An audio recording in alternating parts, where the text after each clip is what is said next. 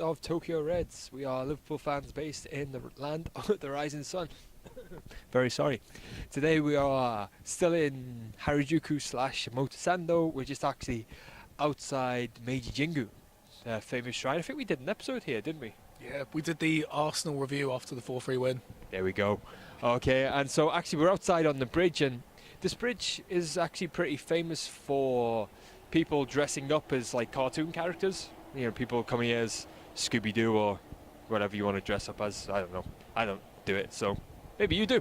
Fair enough.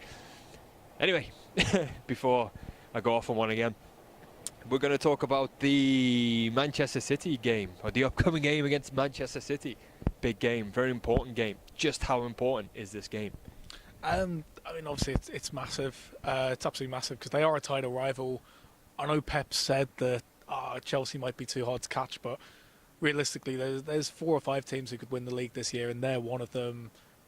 I think they're 1 point behind us right now, so it's a big match. I mean, it's a massive game, and it's a big test for us. Yeah, I mean, obviously City have come into like this massive fortune. Not recent, you know, it's been about, I'd say, a better half of a decade now, you know.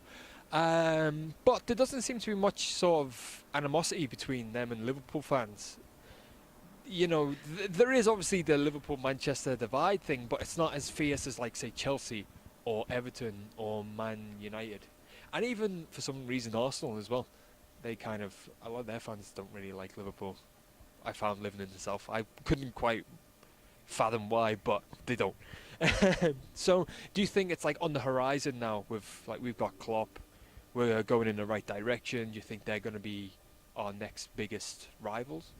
It's a weird one because, like, growing up, I mean, before City came into the fortune, I didn't mind them. You know, like I still kind of in a way don't mind them too much. 'Cause for me, United, Chelsea, they're the teams I really can't stand. But growing up, it was like, you know, I felt sorry for them. They had these like consecutive relegations, and they went down to Division 2. And in fairness, they'd still get like 30,000 at Main Road. That's what it was back then. And they went to the playoff final. They made hard, almost like Liverpool. Like they made hard work of finals, but they still had a massive support, and a lot of their fans have been so loyal. So for that, it's like when they won the league, Aguero, unlucky United, 8 points clear by the way, and you still messed that one up. But no, in fairness to City, I didn't mind. I wasn't necessarily happy they won the league, but I didn't mind because I was like, well, so many of their fans, what they've been through. But yeah, in time they could become a massive rival. But for me, Man United, Liverpool, that is the big rivalry. City, I don't hate them. If they play good football, I'll watch. I always want them to win the Manchester derby. Yeah, it's always like the lesser of the evils, isn't it? And you know, that's the kind of my thoughts about them as well. Like they've gone through so much crap that it's kind of nice for now to see them be successful, right? But so speaking about success, sorry, I've got a bit of a cold. This season, so City, like, do you think they've, I don't want to say underperformed because obviously they're third, right? You know, they're only 7 points off top. But would you say for their standards, their high standards they set themselves, would you say it's been disappointing thus far?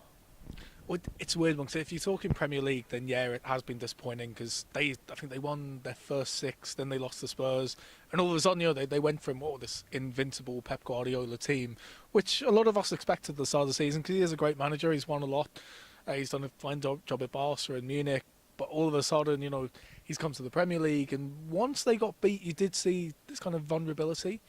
And you know, I don't think teams are as scared of them. I think Chelsea right now and Liverpool, we're the teams that, you know, we're feared. We're really feared by our opposition. In Europe, though, in fairness, in Europe, he's done really well. He's got them through. I think he's realising that it's got to be one or the other. That's how intense the Premier League is. That's just my opinion, but I think that's how intense the Premier League is. He's doing all right. I mean, 7 points off the top.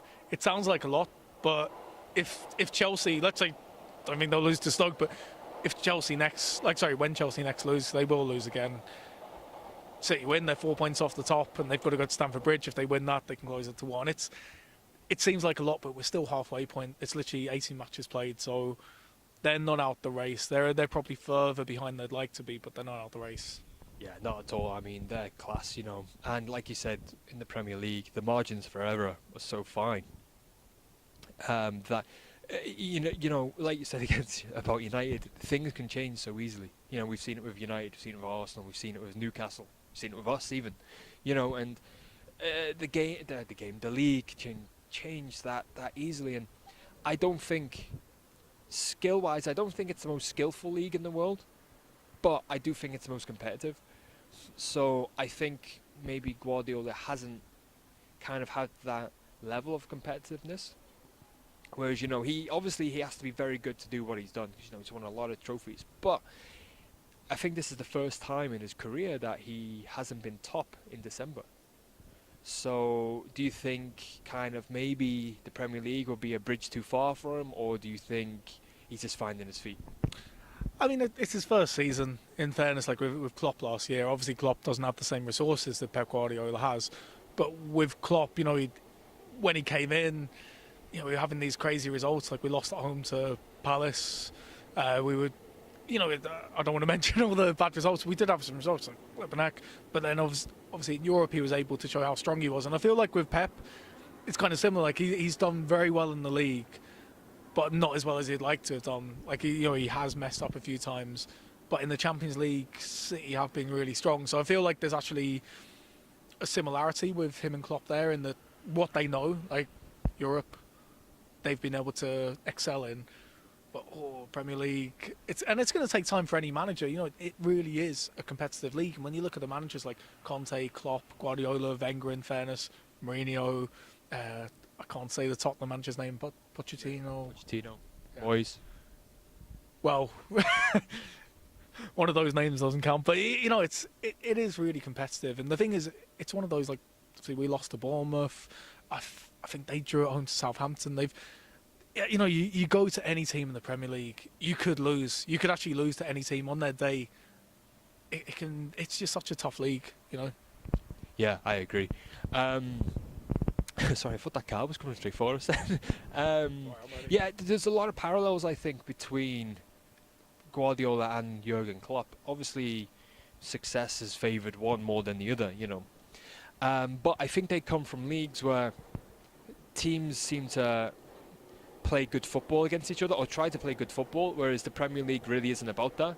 As mental as that sounds, it's, you know, you'll have like West Brom days where the ball spends like 70% of the time in the air, and all it's doing is kicking it at the biggest player on the pitch. Same as kind of what Everton have been doing, you know, and that's not a dig at Everton, but that's been, you know, give it to Lukaku, Crystal Palace, give it to Benteke, you know, I was going to say Stoke, give it to Crouch, but you know what I mean. It's like it is. I think the Premier League's very unique in its style that the top teams play football, the other teams know how to grind out results, and they have kind of unique styles of play.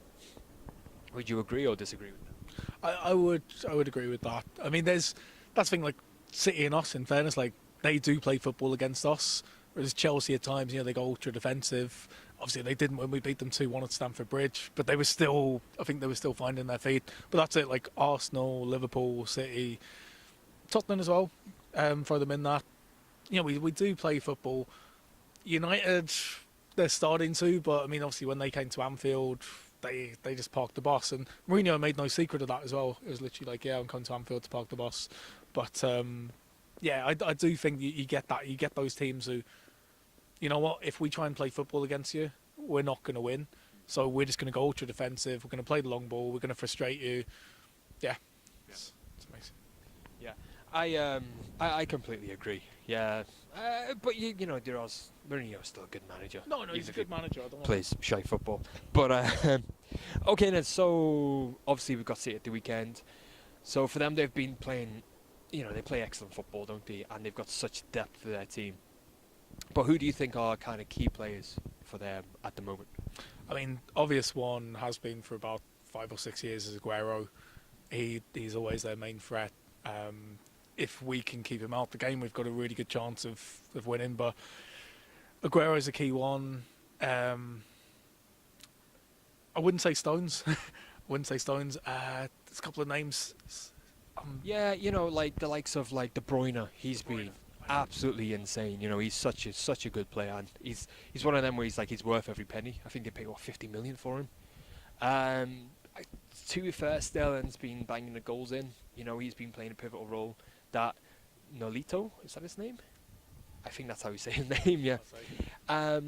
You know, so they've got like this really impressive attack, but for me, I think kind of like Torres, he's come back into the team now, and he's such an important player for them, I think, and he's getting kind of to like the twilight of his career now, so I think they need to find a replacement for him, but he's kind of a hard man to replace.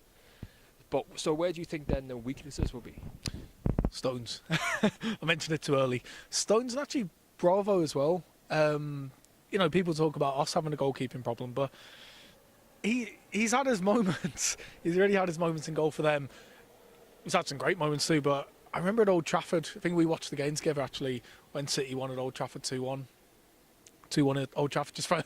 But no, I remember he did some very dodgy things. Whereas, like, you're lucky because if that goes against you, you concede. I think Rooney nearly got a goal past him because he was faffing about in the area. But yeah, I mean, for me, Stones actually is someone that he's never looked settled there. I feel like if we can get at him, if we can get at their defence, yeah, that'd be the main. Stones the main one. Sorry, that's the main name. Yeah. What about key players? What about key players for us? For us, obvious one for me, Firmino. You know, Firmino, Lallana, Mane. Those for me are the three most important players in terms of winning the match. In terms of midfield battle. Sorry, midfield. It's got to be Henderson. Henderson's so key for me in the middle. But yeah, in terms of actually winning, because it could be kind of we've got to outscore them. Yeah. We've got to score more than you. That sort of thing. Lallana, Mane, and Firmino. Yeah. Okay, so we're going to wrap up here because I think we're probably on the way of getting moved again. So predictions, what do you think is going to happen? Predictions, well, we beat them 4-1 and 3-0 last season in the league. I think we're going to beat them because they're going to come and play football, that suits us. I think we're going to win. I'm going to be really arrogant. I think we're going to win 4-1. I think we're actually going to hammer them 4-1. They're going to play football. They'll probably score against us. Most teams do. But I think we'll win 4-1. Yeah, that's the thing. You can't attack and defend, basically, you know. And if anyone's shown that, it's been us. So I think it's going to be a high-scoring game. You know, obviously, I hope it's a high-scoring game because you want to watch good football. And, you know, arguably we're in the top. You know, and Chelsea are the best teams at the moment. We've scored the most goals. So, you know, you want to watch entertaining football. I think maybe 3-1 to us, obviously. So, yeah, that's what I think the prediction will be. Okay, so we're going to wrap up there because if you've heard those alarms, we're not quite sure if they're for us. So we've got to kind of go to what the guy's got his lightsaber out. And okay, then, so if you like what you saw, please like and subscribe. Leave your comments. What score do you think it will be? And we'll see you next time for obviously the review. Hopefully we've won by that point. So up the Reds. And if we don't, maybe the video will be after New Year. So Happy New Year to everybody and all the best of 2017. Okay. And I'll just say, I did send an email, but happy birthday to my dad. He was 70 on Christmas Day. Dad, I hope you had a wonderful day. Great father. And I hope Liverpool win. Fantastic. Very happy birthday. Okay, we'll speak to you next time. Bye-bye.